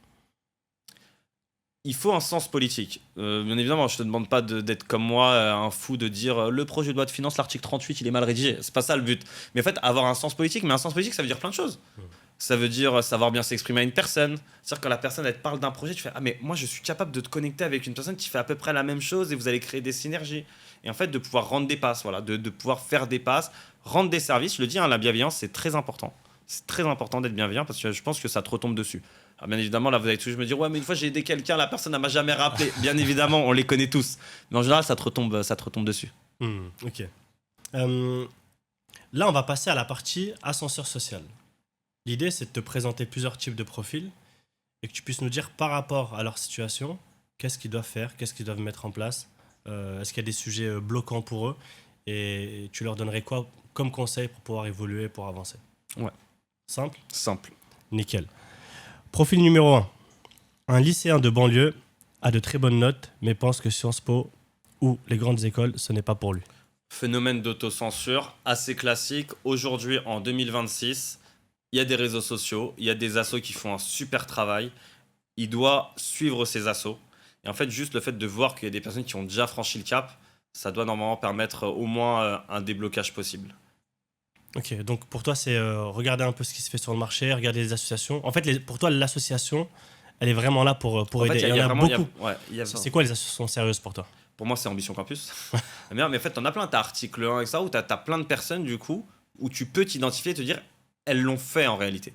Elles l'ont fait. Alors, bien sûr, la personne, je sais, qui est en phénomène de social, va se dire, oui, mais moi, mon cas, c'est un peu différent parce que moi, non, contrairement à cette personne, je sais pas, j'ai les cheveux bouclés ou je sais pas, elle va se mettre elle-même des autocensures. Mais en fait, c'est en intégrant vraiment ces sphères-là, ces sphères d'accompagnement et se dire qu'en fait, ouais, c'est possible. Et regarder des podcasts comme ton podcast où tu as plein de personnalités assez ouf qui ont réussi par l'école. Enfin, en l'occurrence, la question, c'est sur l'école. Ouais. Donc, par l'école et par les grandes écoles. Ok. Là, en face de toi, tu as un étudiant brillant qui cherche un stage. Il connaît personne. Il a personne dans sa famille qui peut l'aider. Il fait quoi en fait? Il commence par quoi? Moi, premièrement, cet étudiant, je l'aide. Cet étudiant, s'il me paraît sérieux, s'il me paraît déter, s'il prend vraiment l'initiative même de prendre un rendez-vous avec moi pour me présenter son projet, j'essaye de l'aider au maximum. Comme il dit Lucho à Marseille, j'avais beaucoup aimé ça. Je fais des passes, c'est pas de ma faute si elles sont pas décisives. Mais il faut faire la passe, tu vois. Après, si le mec il fait pas le face à face, C'est pas mal ça. ouais, elle est pas mal. J'avais bien aimé bien. à l'époque. Et donc moi, je l'aide vraiment. Ensuite, bien évidemment, il y a un travail aussi de débrouillardise. Est-ce qu'il a vraiment la dalle? Parce que moi, je peux dire que j'ai vu des étudiants qui avaient vraiment la dalle. Ceux qui ont vraiment la dalle, c'est sur LinkedIn toute la journée, envoyer des messages par-ci, par-là, etc. Donc, en fait, déjà, j'essaie de juger son niveau de dalle, de détermination en réalité. Et ensuite, du coup, tu l'orientes. Faut qu'il identifie ces postes-là. Et ensuite, j'ose espérer qu'il gère un entretien, que le CV c'est carré, etc. En Ok. général, j'essaie de lui dire vraiment les vérités. Ok. Je dis, ouais, là, quand t'es rentré, ça le fait pas, t'es tout stressé, je comprends rien à ce que tu me dis, ton parcours, etc. Ça me fait penser à un étudiant que j'ai eu là dans mon école. Je lui décroche un entretien avec Ouais. une boîte. Et en fait, j'ai laissé galérer 5 mois. Je lui dis, écoute, cherche par toi-même. Tu sais, parfois, il faut savoir chercher par soi-même. Tu vois, tu peux pas toujours arriver à un plat prêt. Mais je savais que ce profil-là, demain, si je lui présente une entreprise, il va être recruté. Mais j'ai laissé galérer. Tu sais, quand tu galères, tu as un peu plus la valeur des choses. Et je voulais déjà voir est-ce que lui, il candidate par lui-même, tu vois. Donc je lui laisse 3 mois, 4 mois, 5 mois, il trouve rien, il galère, tu vois, vraie galère. À un moment donné, j'ai un pote à moi qui est manager dans une boîte. J'ai dit, tiens, rencontre-le, t'inquiète pas, fais-moi confiance, il est très bon. Juste, en plus, il a un petit handicap physique, donc, mais t'inquiète pas, fais-moi confiance, il est très bon. Je l'appelle, je dis, c'est bon, j'ai un entretien pour toi. Ah ouais, super et tout. Par contre, tu vas chemise, costume et tout. Ouais, mais non, pas besoin, Youssef, t'inquiète et tout. Moi, c'est compliqué. Je dis, fais-moi confiance, chemise, costume. Ouais, non, je sais pas, je vais voir. Il va à l'entretien, il met pas sa chemise, il met pas son costume. Il rentre en entretien et tu retournes chez toi direct. Voilà, non, voilà. Tu vois, comme quoi, parfois c'est bien d'écouter les vieux sages. Direct. Heureusement, moi, c'est un pote à moi. Donc, il lui a dit, reviens après dans 3 jours. Par contre, tu reviens en chemise et en costume. Et moi, j'ai même pas parlé avec le manager, hein. C'est même pas le manager qui m'a dit, ouais, dis-lui de venir en chemise, costume. Tu vois, en fait, on parlait Ouais, des codes tout à l'heure. Tu vois, exactement, il y a non. un minimum quand tu arrives Ouais. dans une entreprise d'informatique ou autre. Bon, il a eu sa chance et il a été pris à la fin. Mais parfois, tu vois, la dalle, c'est aussi écouter les conseils des Ouais. personnes qui ont un peu plus d'expérience que toi. Tu vois, Exactement. et t'en as beaucoup, malheureusement, qui pensent que voilà, ils sont Sont- déjà très bons, ils ont pas besoin de conseils. Et puis, Mm. donc ça, c'est un sujet qui est important. Et je le dis pour tous les jeunes qui vont écouter, c'est quand vous avez des personnes qui sont un peu plus avancées que vous, en fait, écoutez-les, ils vont faire gagner du temps. Ouais. Tu vois, tu vas gagner 5 ans, 10 ans, 15 ans, même 6 mois. Même si tu gagnes 6 mois, c'est déjà très Ouais. bien, tu vois. Et ça m'a fait un peu rire parce que tu me fais penser à ces jeunes-là là, dans les exemples que tu donnais. Un entrepreneur de quartier a un bon projet, mais il ne sait pas parler aux institutions. Il n'a pas du tout les codes. Tu vois, il a un bon projet, mais pas de code. Faut qu'il se fasse Walou. faut qu'il se fasse accompagner, non? Non, j'ai quelqu'un à lui recommander. Non, mais écoute, honnêtement, s'il sait pas parler aux institutions, et tu vois, ça c'est marrant. Désolé, je fais vite fait un petit écart sur ma situation personnelle, c'est qu'en fait, moi, quand je me lance dans l'entrepreneuriat, je sais pas ce que je peux apporter aux gens. Alors d'accord, ok, on me dit t'es chaud, t'es trop bien, etc. Mais en fait, je ne sais pas concrètement. Et en fait, tu vois, moi, c'est typiquement sur ce champ-là que j'interviens et je me rends compte qu'en fait, pour parler aux institutions, faut savoir toquer à la bonne porte, faut savoir décrocher des rendez-vous, faut savoir qu'un entretien, ça se joue en 5 minutes. Est-ce qu'il y a une phrase type? Est-ce qu'il y a un bénéfice pour la personne? Donc, en fait, il faut que cette personne elle comprenne qu'en fait, les institutions, qu'on dit institutions, là, on passe plutôt aux politiques, ils peuvent avoir un intérêt à intervenir s'ils trouvent un intérêt personnel. Donc, il faut que tu crées cet intérêt personnel pour eux. Alors là, tu parlais de la photo tout à l'heure, il n'y a pas que ça. C'est en mode là, tu interviens là, tu vas pouvoir soulager telle personne ou telle chose, etc. Mais en fait, il faut être capable de leur parler en mode intérêt partagé. Oh, mais aussi, tu vois, là, on parle par exemple beaucoup de quartiers populaires, on est à l'aise avec ça. Mais politiquement, on veut toujours te mettre dans cette case-là aussi. Tu Ouais. vois. Et t'as pas forcément envie d'être toujours Ouais. dans cette case. T'as envie que les gens ils te prennent parce que t'es bon, parce que t'as des compétences Ouais. et pas parce que on prend une photo avec toi pour dire tiens, bah écoute, le petit rebeu là, regarde, il vient de loin, on est fiers de lui. Tu vois, Ouais, c'est pas non, vrai. non, mais t'as raison, c'est super important. Après, tu vois, chacun choisit un peu Ouais. où il veut être positionné. Mais par contre, s'il veut vraiment parler aux institutions, là, tu vois, par exemple, s'il veut faire une levée de fonds institutionnelle avec de l'argent public parce qu'il estime que son projet a une vocation publique, faut qu'il prouve que cette vocation publique, elle est bénéfique pour les citoyens, pour l'élu, et qu'il crée finalement un triangle entre lui, le citoyen et l'élu, tu vois. Ouais. Au-delà de sa condition de quartier populaire, tu vois. Ok. Et pour toi, du coup, l'ascenseur social existe ou pas? Il est trop. Aujourd'hui, je peux pas dire qu'il existe parce qu'il est trop contraint en France. Tu vois. En Ouais. fait, aujourd'hui, tu es quand même dans un système, l'école française, et là, je vais vraiment le dire avec détermination, c'est l'école des pays de l'OCDE, donc des pays assez développés, qui reproduit le plus les inégalités scolaires. C'est-à-dire qu'en fait, la condition sociale de tes parents influe énormément sur ton parcours scolaire. Et je dis pas, la France n'est pas deuxième, troisième au milieu, c'est le pire pays. C'est vraiment le pays qui reproduit le plus les inégalités scolaires. Donc en fait, à partir de là, on peut pas dire que l'ascenseur social existe en réalité. Ok. Et ça, c'est des statistiques qui ont été faites sur, Ouais, sur quelle base? alors c'est les enquêtes PISA, c'est des enquêtes qui sont commandées par l'OCDE, qui étudient tous les systèmes éducatifs. Et d'ailleurs, dans ces enquêtes, il y a pas mal de pays. Sur combien de pays? Il y en a 27 qui sont 27. Sur 27 pays, la France est le dernier. sur le sujet de la reproduction des inégalités scolaires, oui, la France est le pire pays, et le pays où l'origine... Je dis la phrase exacte parce que c'est important. La France est le pays où l'origine sociale des parents joue le plus sur la trajectoire des élèves. Grosso modo, ça veut dire quoi? T'es enfant d'ouvrier ou de salarié, t'as énormément de chances de finir salarié ouvrier. T'es enfant de cadre, t'as énormément de chances de finir cadre ou profession supérieure. Okay. Et je le dis, hein, ça c'est pas qu'un sujet d'argent. Ouais, en fait, du coup, t'es riche, tu finis riche. Il y a une catégorie qui rentre dedans, les enseignants par exemple. Les enfants d'enseignants réussissent super bien à l'école. Ouais. Et pourtant, on ne peut pas dire qu'aujourd'hui, les enseignants, surtout dans le cas actuel, soient les mieux payés. Donc en fait, quand on parle d'inégalité scolaire, c'est pas que la question économique. Par exemple, je vais prendre un exemple très concret. Tes parents sont pas diplômés, ouvrent un business, et grâce à ça, le business marche super bien. Souvent, tu vas te rendre compte que leurs enfants, mais en fait, ils ont aussi des difficultés scolaires, etc. En fait. Ouais, ça, j'ai Donc remarqué ça, ça. exactement. Donc ça, pour moi, c'est l'exemple le plus marquant. Et souvent, les gens disent, ouais, mais en fait, lui, il est pété de thunes. Mais en fait, c'est pas que la question d'être pété de thunes, parce que, par exemple, cet entrepreneur, ce qu'il va faire, naïvement, il va payer un institut privé, il va gaver de cours du soir, cours de je sais pas quoi, ses enfants, et en fait, ça va pas avoir des résultats exceptionnels. Donc, tu vois, cette enquête, elle dit cette chose-là. Et en fait, cette enquête aussi, si tu me permets juste une aparté par rapport au sujet que je porte sur l'école, cette enquête a dit aussi quelque chose d'intéressant, mais en fait, je trouve que les gens ne vont jamais au bout de cette enquête. Elle dit du coup, les résultats en maths et en français des élèves français baissent. Et ensuite, elle dit une chose. Elle dit, les enfants du privé, scolarisés dans le privé, ont des meilleurs résultats que les enfants scolarisés dans le public. Ça, c'est la phrase que tout le monde retient.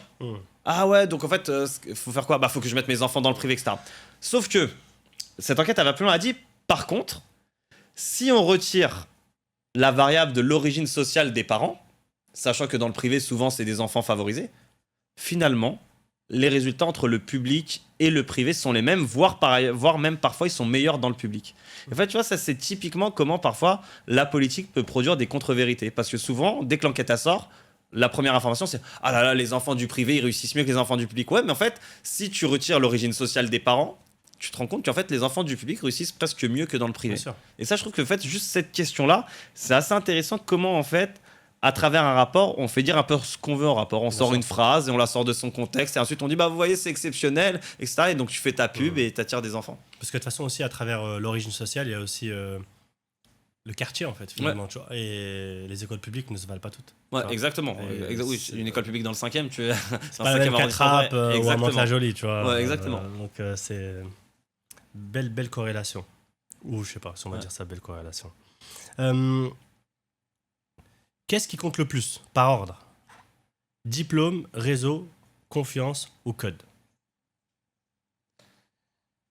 Premier, j'aurais dit confiance.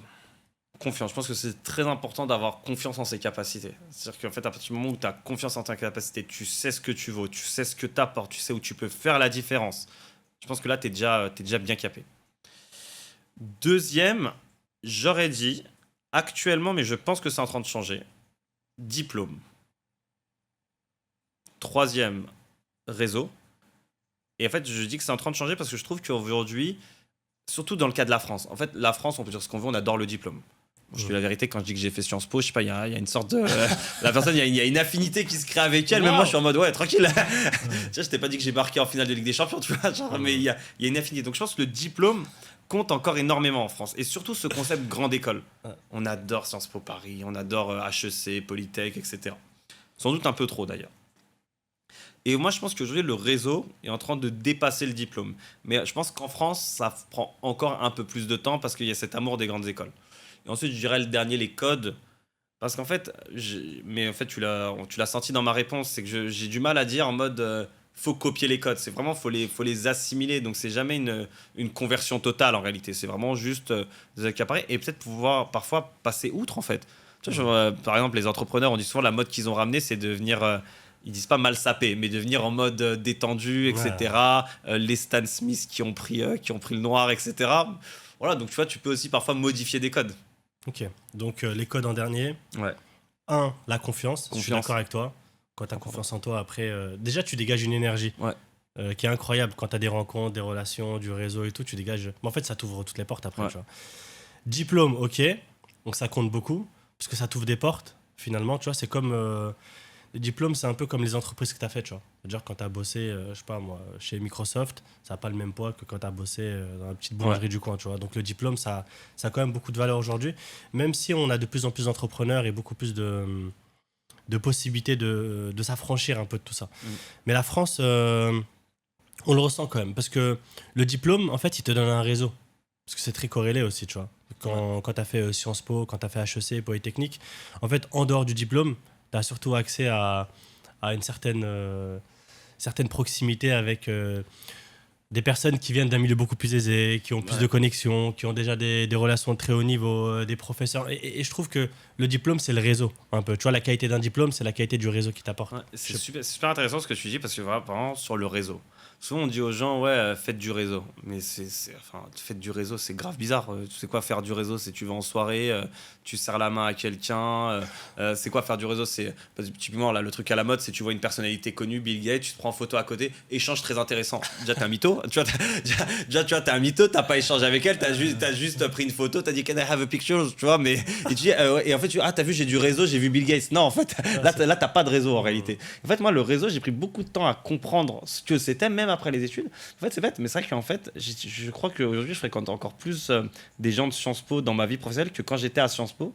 Parce qu'en fait il y a un truc je sais pas, il y a un truc qui se crée de fait entre nous et c'est un peu ce que tu décris quand tu dis qu'à travers cette école c'est du réseau que t'as. Ouais, je sais pas, peut-être si on a fait la même école, on va avoir plus de facilité On se à se comprend, en fait. répondre. Ouais, je sais pas, ouais, on se comprend, exactement, tu vois. Ouais, tu sais, même à travers ça, en fait, quand t'es petit, on te parle souvent de racisme, tu vois. Moi, le racisme, très souvent, je l'ai mis de côté. Je me suis dit, bon, je préfère me remettre en question moi-même que de voir le racisme dans chaque barrière que j'ai en face de moi. Je préfère me remettre en question, tu vois. Euh, j'ai remarqué une chose, c'est que t'as beaucoup plus de facilité à communiquer avec des personnes qui ont les mêmes trajectoires que toi, qui ont fait les mêmes écoles, qui ont les mêmes milieux. Et donc, parfois, tu vois, quand dans certaines entreprises, on te prend pas, et on prend quelqu'un d'autre parce qu'il a fait la même école, moi, je le vois plus trop comme du racisme finalement. Tu vois, je me dis, ok, en fait, c'est juste des personnes qui arrivent à mieux communiquer ensemble. Ouais. Ils s'entendent. En fait, ils ont des choses en commun Ouais, que toi, t'as pas avec eux. Et donc, bon, le racisme existe toujours, hein, ça, on pourra jamais le retirer, mais vaut mieux ne pas se mettre sur le camp de la victimisation. En tout cas, sauf si t'en fais un combat derrière. Mais moi, ce que je dis aux jeunes aujourd'hui, c'est ne voyez plus le racisme, en tout cas dans chaque barrière qu'on vous met. C'est juste des personnes qui ont moins d'affinité avec vous. Tu vois. Et quand tu recrutes quelqu'un dans un job, l'humain compte beaucoup. Et l'humain, c'est aussi se dire, ok, bah, on a fait la même école, on a fait les mêmes activités, on a Ouais. fait le même concours d'éloquence, Ouais, on a fait les mêmes trucs. Je sais pas ce que t'en penses. En fait, je suis d'accord avec toi, mais tu vois, je suis d'accord avec toi, mais ça pose d'autres problèmes en fait. Parce Ouais. que si ces personnes ont recruté que des personnes qui ont fait les mêmes écoles et qu'on sait que les mêmes écoles, elles sont inégalitaires dans leur accès. Débat. Exactement. Tu vois, si on fait les mêmes, Mm. si on fait les, par exemple, je sais pas, moi, demain, je recrute que des gens qui ont fait du golf. Je pense qu'il y a beaucoup de personnes de quartiers populaires qui vont au golf. Non, en fait, à la fin, tu recrutes des personnes de ton milieu. Peut-être demain, je ferai la même chose avec le paddle. J'espère pas, hein, mais tu vois, en fait, Après, et toi, ça crée un autre. Toi, quand tu es manager, et ben en fait, tu recrutes des personnes qui ont des compétences, donc qui vont pouvoir servir l'entreprise, le projet, l'émission. Mais tu veux aussi recruter des personnes avec qui tu vas t'entendre et avec qui la relation va être facile. Tu vois, c'est-à-dire quand tu vas proposer un after work, parce que c'est un peu à la mode les after work et tout, bah, ils vont suivre parce que c'est bon, c'est un after work qui ressemble à tout le monde. Donc je trouve que ça crée de l'entre-soi. Mais de l'autre côté, maintenant j'arrive à le comprendre, tu vois. Avant où je le comprenais pas, je disais ah ouais, c'est un peu chelou quand même, tu vois, il m'a pas pris alors qu'il a pris l'autre mec, il a moins de compétences que moi. Mais finalement, je dis peut-être que ce gars-là, c'est plus simple pour lui. Ouais. On peut ne pas être d'accord, de toute façon, t'aimes bien les débats, donc. Ouais, Dernière partie, avant de revenir sur toi. Bullshit, futur proche, ou oui, mais dans très longtemps. Ok. L'IA écrira les discours des ministres et des présidents. Futur proche. Je pense que oui, je pense qu'en fait, à un moment, une IA entraînée pourra parfaitement écrire les discours des présidents. Après, les discours des présidents, c'est rarement des discours où on va annoncer des choses révolutionnaires. C'est jamais en fait, un discours, c'est jamais hyper technique. On va dire, ouais, là, on va augmenter le budget de 3,73 parce que si on augmente de 3,74, non, c'est pas ça un C'est discours. grand public. En fait. Non, un discours, c'est grand public, c'est pédagogique, c'est donner un cap. Donc, je pense que ça, l'IA peut le faire. Après, il y aura toujours des discours qui seront un peu plus marquants. Je pense que les présidents continueront à mettre leurs touches, tu vois, des petites touches assez sympas pour les préparer. Ok. Les quartiers populaires produiront les futurs grands dirigeants français. Actuel, déjà en place, déjà en cours. Ok. Des exemples? Bah écoute, pas tant que ça. T'as raison. Bien joué, bien joué. Allez. Non, bien joué. Non, mais quand je dis déjà en cours, c'est dans les années à venir. Bien joué. Non, pas suffisamment. Les cabinets de conseil remplaceront une partie du travail des hauts fonctionnaires. Jamais. Il ne le faut pas. Parce qu'en fait, là, la différence, en fait, quand on travaille dans l'État, et ça, faut le préciser. Et moi, moi, j'accorde beaucoup d'importance à la politique. Je pense que la politique, c'est dur. Et la politique, c'est important et ça change la vie. Un cabinet de conseil, il peut mettre en place des modèles, préparer la mise en place. Sauf qu'en fait, un fonctionnaire, il a un rôle politique, donc il doit donner une orientation. Et un cabinet, il n'est pas élu par le peuple, il n'est pas démocratiquement légitime. Donc en fait, un haut fonctionnaire doit garder ce cap-là en réalité. Ok. Des robots participeront à la vie politique. Non, je pense pas. Jamais. Pas du tout. Jamais. Avec toute la data qu'ils ont. Jamais parce qu'en fait la politique c'est pas par exemple tu m'aurais dit des robots vont soigner, je t'aurais dit oui. Pourquoi? Parce qu'en fait la science c'est une science dure. Ton cœur il est à gauche, il est pas à droite. Et là on va pas débattre. Si tu veux on peut débattre etc. Ça c'est vrai. Mais en fait dire en France je sais pas il faut augmenter le SMIC, il faut baisser le SMIC, il y a des arguments des deux côtés en réalité. Donc moi je suis plus pour l'augmenter tu vois par exemple. Mais en fait un robot même avec la donnée qu'il a en fait, il va être biaisé, tu vois. C'est un débat, il y a des pour, il y a des contre, etc. Et en fait, le robot, ce qu'il va dire, il y a des pour, il y a des contre, mais ça sert à rien, en fait. Il faut juste trancher en réalité. Donc, moi, je pense que cette capacité à trancher, elle va rester dans les mains des politiques. Ok. Un jeune sans réseau pourra créer son réseau uniquement grâce à l'intelligence artificielle. Alors là, ça va t'étonner. Je vais dire bullshit. Je m'explique. Je pense que, et alors ça, t'es beaucoup plus expert que moi, que les réseaux sociaux, toute cette IA, etc., c'est très intéressant pour créer un début de réseau. C'est-à-dire qu'en fait, tu crées un socle de réseau. Tu as identifié les bonnes personnes, tu les as en connexion, etc. Sauf qu'en fait, pour moi, ça, c'est pas encore du réseau totalement. Ça, c'est une identification de réseau potentiel. Et en fait, le plus dur quand tu crées ton réseau, c'est à partir de cette identification, vraiment le faire entrer dans ton réseau. Ça veut dire, comment tu fais rentrer quelqu'un dans ton réseau? Je sais pas, tu sollicites un café, la personne elle a 15 minutes à t'accorder parce qu'elle n'a pas le temps. En 15 minutes, il y a match. En 15 minutes, tu dois prouver. Et là, après, on réagit tous de la même manière. Tu vois, maintenant, tu as une vie professionnelle hyper active. Je pense moi aussi. La réalité, c'est que si on fait un café que je suis pas marqué à la fin, tu vas m'envoyer des messages. Voilà, on va essayer de travailler ensemble, etc. Mais s'il n'y a pas d'intérêt commun. Et donc, tu vois, je pense que l'IA ne remplacera jamais ce relationnel. Tu vois, c'est trop bête. Moi, je suis un boulimique relationnel. Vraiment, du coup, j'en prends à témoin mon président, puisque quand il m'a fait mon discours de départ, c'est ça. C'est-à-dire qu'en fait, tu dois comprendre ce que la personne cherche. C'est trop bête. Je veux dire, au Conseil économique, social et environnemental, je connaissais le club de foot préféré d'environ 60 à 70 conseillers. Le lundi, on arrive à... Du coup, oh là, le GC Nice, c'était dur. Hein, alors, le Marseille, ça va? Juste la personne, juste à travers ça, la personne, elle se dit « Ah ouais, c'est un mec sympa, il me considère, etc. » Et en fait, tu crées de la discussion à travers des choses, etc. Ah, la personne, tu l'as vu sur LinkedIn, tu la revois cette semaine. Ah, d'ailleurs, j'ai vu ton post. Inquiétant, la situation. Hein. Et donc, ça, en fait, je trouve qu'il y a toujours un décalage. Et après, toi, tu es beaucoup plus expert sur LinkedIn que moi, mais entre la capacité à identifier un réseau et le transformer en réseau. Tu vois, je prenais l'exemple des photos avec les stars. Oh, c'est pas parce que tu as une photo de toi avec tous les ministres. Tu vois, moi j'ai un truc de qui m'insupporte, et je veux dire parce que je viens de la politique. Moi, les photos avec les ministres, faut arrêter. Non, vraiment, là, vraiment, juste, faut arrêter ça. Dès que tu vois un ministre, ta photo, etc. Je dis pas, si t'as une conférence, tu la médiatises sur LinkedIn, mais photos en mode selfie, etc. Et voilà, j'ai un réseau. Mais non, le mec, il a pris une photo parce que tu lui as demandé. Et en plus, c'est lui qui est gagnant dans l'histoire. Ouais, c'est lui qui est gagnant, etc. Lui va ressortir avec une partie de ton réseau qui sera... Ouais, exactement, tu vois, il se fait identifier par d'autres cercles, etc. Tu vois, mais en fait, je trouve qu'en fait, dans ta question, je pense que l'IA peut créer une identification de réseau, mais ne peut pas créer du réseau. Et après, le réseau, c'est encore plus important, je m'en rends compte plus. C'est ensuite, tu as du réseau, mais une fois que tu te lances à ton compte, est-ce que tu as du réseau qui est prêt à payer pour toi? Et donc, tu vois, en fait, dans le réseau, en fait, dire on a besoin de réseau, le réseau, c'est pas des connexions en fait. C'est pas des connexions réseaux sociaux, etc. C'est des affinités, des intérêts communs, une capacité à travailler ensemble. Donc là, les différentes steps, je pense pas que l'IA pourra aller jusque-là, parce que pour moi, il y a beaucoup de relationnel et beaucoup d'humains qui se créent. Ok. Et pour toi, est-ce que les personnes de ton réseau, tu dois toujours avoir les mêmes valeurs avec eux? Moi, je pense qu'il y a des sujets sur lesquels moi, je suis intransigeant. Genre, il y a des sujets sur lesquels aujourd'hui, moi, j'arrive plus à travailler.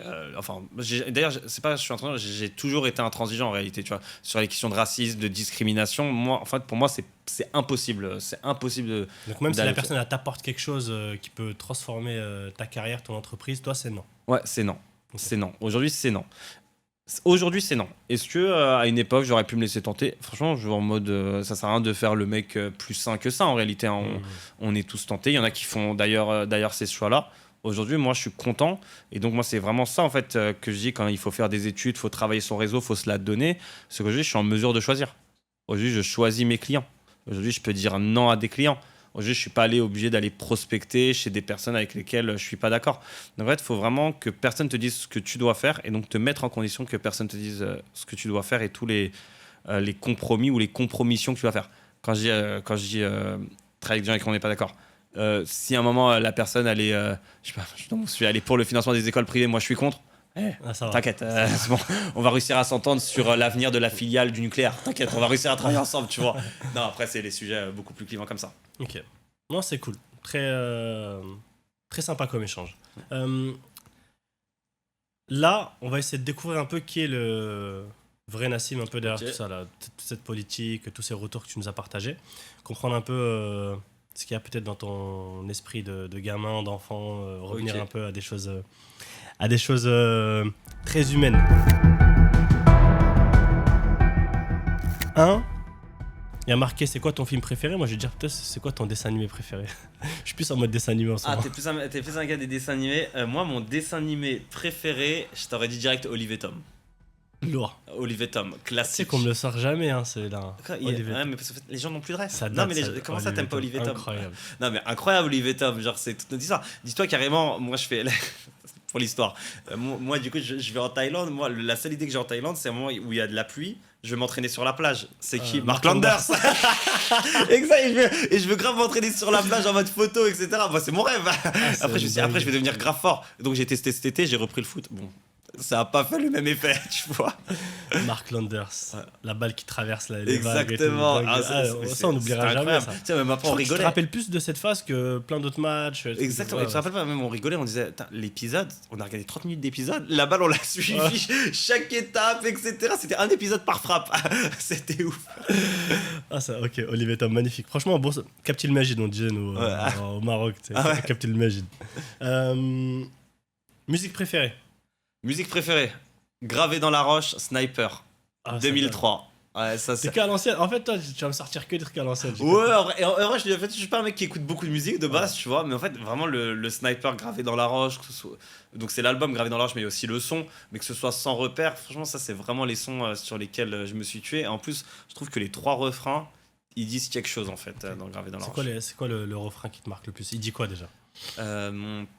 Tu vois, par exemple, tu as la phrase Inch'Allah, qui vivra verra, etc., pour parler d'ambition, ou quand ils disent on est venu graver dans la roche, etc. En fait, ça vraiment, tu as vraiment l'idée de dire en fait, on vient s'installer et on demande plus l'autorisation, on va être là et on va le graver dans la roche. En fait, maintenant, c'est fini, tu vois. Une fois que tu nous as ouvert la porte, en fait, on va la bloquer et on va vraiment rester. Et pour le coup, ils sont pour le coup vraiment restés.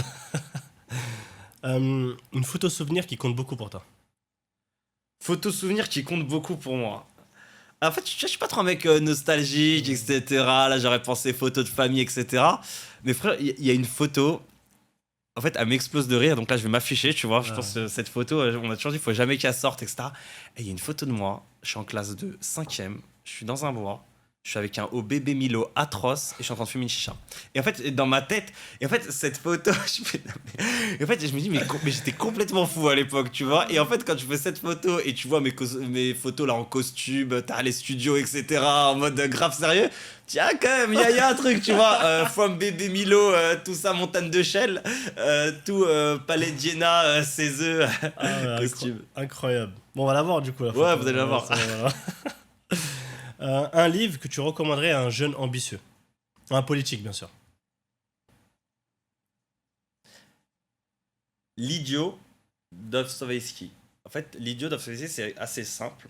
C'est une personne qui veut gravir les échelons et entrer dans le monde politique, dans la société russe de l'époque, et en fait, qui est une personne très naïve.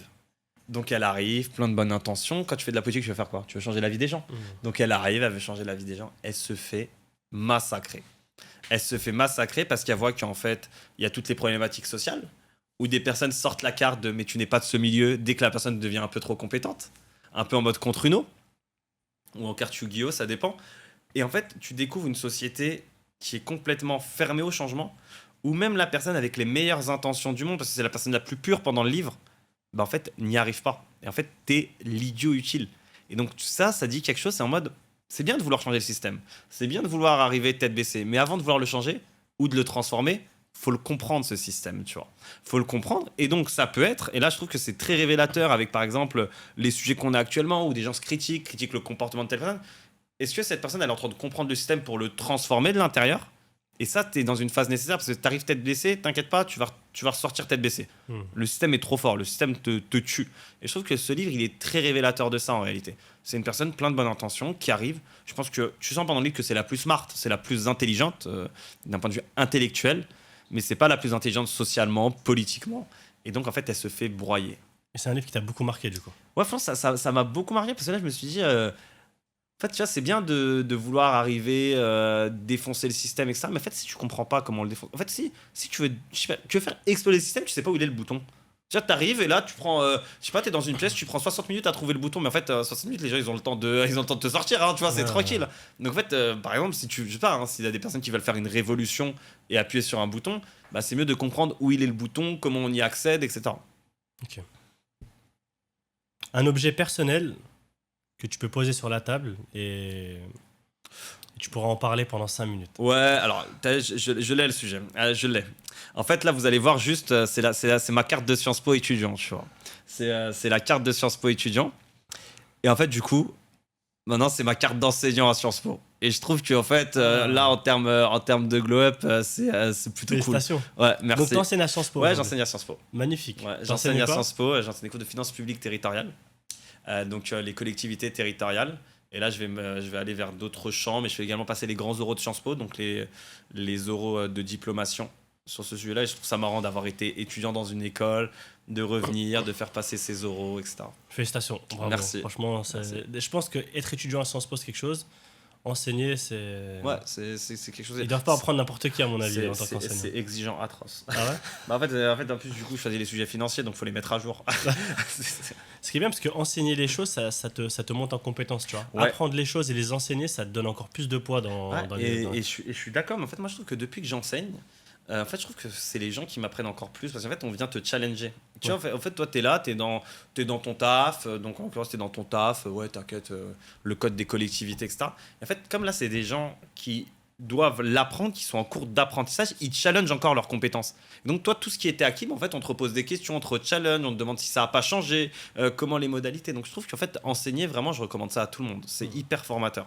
Et après, en plus, surtout si tu aimes bien transmettre, et je pense être quelqu'un qui aime bien transmettre, franchement, c'est super cool. Quand tu as des personnes à la fin se développer, briller, réussir, percer, c'est le top du top. Et comme à Sciences Po, il y a beaucoup de personnes politiques. Est-ce que du coup, ils challengent encore plus, tu vois, parce qu'ils aiment trop débattre, ils aiment trop parler, ils aiment trop, tu vois. Je me dis là-bas, ça doit être le... Grave, ils aiment trop débattre et en fait, ils préparent des concours aussi. Tu vois, il y a beaucoup de personnes qui préparent des concours de la haute fonction publique, donc il faut mieux qu'ils arrivent avec le bon niveau de connaissance, quoi. L'application indispensable dans ton téléphone, tu dois en garder qu'une là, tout de suite là. Franchement, je vais pas être original, mais en fait, là, au moment où on est en 2026, il faut être honnête, Claude. Claude, c'est indispensable pour moi. Maintenant, je ne vis qu'avec Claude, je le paramètre comme pas possible. Juste il y a 3 jours, il m'a fait un truc pas mal. Moi, je suis quelqu'un qui me lève hyper tôt. Voilà, je me lève hyper tôt, je vais au sport, tout ça. Et après, je commence ma journée vraiment de travail vers 7h. Bon, vas-y, à un moment, tu connais, t'es rentré tard, tu te lèves, il est 9h. Je le lance à 9h et il me fait une remarque. Il me dit ça va la grasse matinée, t'as commencé tard. Je fais, là, je dis ah ouais, c'est pas mal, tu vois. Ouais, c'est-à-dire qu'il apprend à te connaître. Ouais, et exactement. tout, Et après, franchement, après, moi, je sais pas si c'est bien parce que je sais qu'il y en a qui vont dire ouais, mais l'IA, non, non, non. Ah, moi, je partage tout en fait. En fait, je débat de tout avec l'autre, tu vois. Genre, je débat de tout. Tu transmets toute la donnée. Ouais, Donc, t'es maîtrisable alors après. ouais, exactement. Ça, on peut me faire le contre C'est quoi, Claude? C'est américain? Ouais, c'est américain. Anthropique, c'est ça, je crois. Anthropique, exactement. Ok. Le conseil que tu donnerais au Nassim de 17 ans?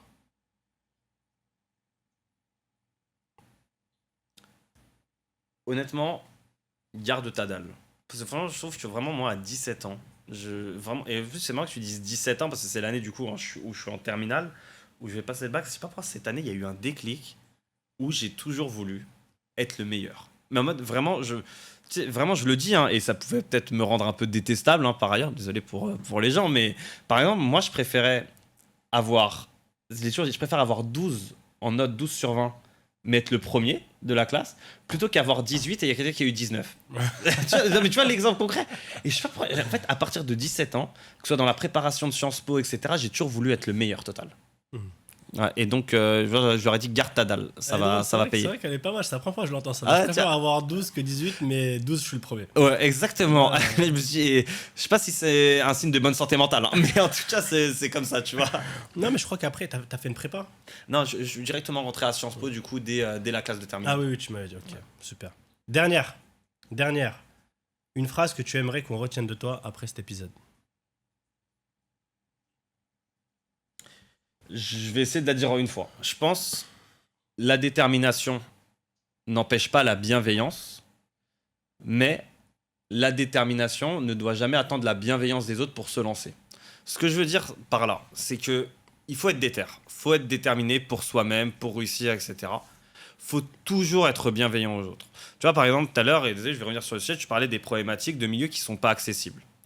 Moi, j'ai toujours fait en sorte, je crois, et je le dis peut-être s'il y a des gens qui nous écoutent et qui l'ont pas senti, je suis désolé, mais en fait, j'ai toujours fait en sorte de laisser la porte ouverte derrière moi, de vouloir transmettre, de vouloir continuer, d'ouvrir des portes, de partager, de faire des passes, comme je dis, tu vois, de faire des passes, on les espère décisives, etc. Donc ça, c'est la première partie. La détermination n'empêche jamais la bienveillance. En revanche, et parce qu'on est dans une société capitalistique, n'attends pas la bienveillance des autres pour avoir ta détermination. Parce qu'en fait, tu vas attendre longtemps en réalité. Ouais. Tu vas attendre longtemps en réalité. Tu vois, c'est ultra concurrentiel, tu te lances sur des marchés, etc. Donc vraiment, c'est un peu les deux aspects. Il faut avoir cette détermination avec de la bienveillance, tu l'appliques à toi-même. Mais par contre, de l'autre côté, attends pas que les autres soient bienveillants pour te lancer. Donc je pense que c'est un peu ça que j'aimerais qu'on retienne. Non, c'est du lourd. C'est un bête d'exemple. Ça me fait penser à un pote à moi. Parce que moi, je suis élu municipal dans ma ville depuis. C'est le deuxième mandat. Au premier mandat, quand on était en pleine campagne, il y a un pote à moi qui vient voir, mais un très bon pote, hein, vraiment mon frérot, tu vois, je connais depuis tout petit. Ouais, Youssef, toi, faut que tu nous dises qu'est-ce que tu vas faire pour nous. L'autre, il nous a promis ça, ça, ça. Je dis, mon gars, t'as 26 ans, frère. T'es en pleine forme. T'as toute ta tête, tu t'exprimes. Qu'est-ce que t'attends quelque chose de la mairie? Ouais. Va te bouger le cul, frère, t'es un ouf. Je dis, j'ai rien à faire. Je dis, vote pas pour moi, je veux pas. Tu sais, des mecs comme toi, je veux pas. Tu vois, des mecs comme toi, j'en veux même pas, frère. Garde ton vote. Qu'est-ce que tu me racontes, t'es un ouf? Et en fait, ça me fait penser à ça, tu vois. N'attends pas. Tu vois, bouge-toi. Si ça vient, bah tant mieux. En fait, tu vois les choses comme un vrai bonus pour toi, tu vois. Mais t'as pas besoin d'attendre la bienveillance pour avancer. En tout cas, je trouve que c'est une très belle manière de conclure. Ouais. Donc, merci beaucoup, Nassim. Merci d'être à venu. toi. Passé un super moment. J'ai pas Pareil. toujours respecté tout ce qui était là, mais en tout cas, Faut pas respecter, t'as été authentique. faut sortir des règles, Ouais, toujours, sortir toujours. des codes. Non, merci d'être venu, merci d'avoir été authentique, merci pour tout ce que tu fais, pour ton engagement, de partager autant. Bravo pour ton parcours. Franchement, c'est super top. Suivez Nassim. Nassim, c'est un gars formidable. Franchement, dès la première rencontre, voilà, on a matché direct parce qu'il y a une belle énergie. Je crois qu'on avait déjeuné sur, je sais plus, au Trocadéro Ouais, par là. c'est 16e, Ouais, exactement, ouais, un c'est Trocadéro ça. Ouais, indien, t'inquiète. restaurant indien. Exactement.